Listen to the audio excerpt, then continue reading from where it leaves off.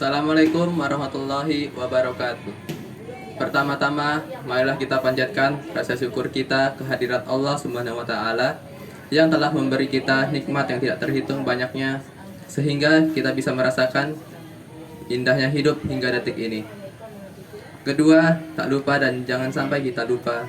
Semoga salawat serta salam selalu tercurah kepada Nabi Muhammad SAW yang berlelah di medan juang dakwah demi tersebarnya agama Islam.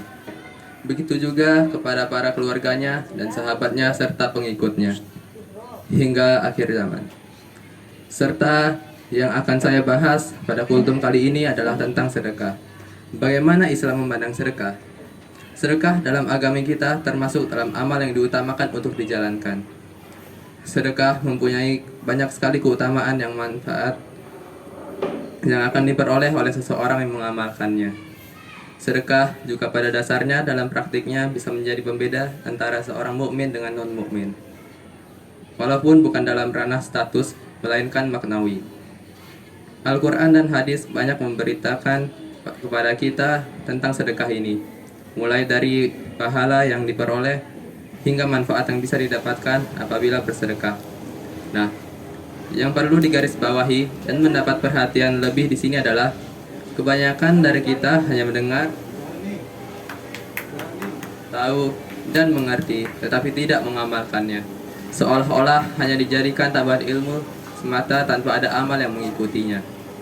Hal utama yang harus menjadi bekal kita tentu ilmu tentang sedekah tersebut.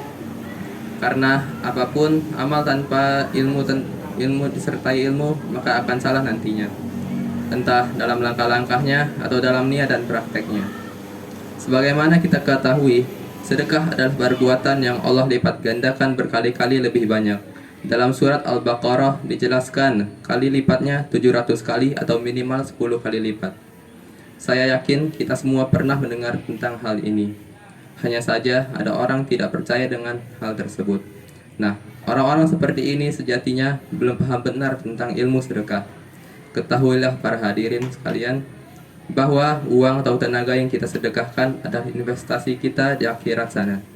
Investasi ini sifatnya abadi di sisinya, dan nilai pastinya tidak ada yang tahu.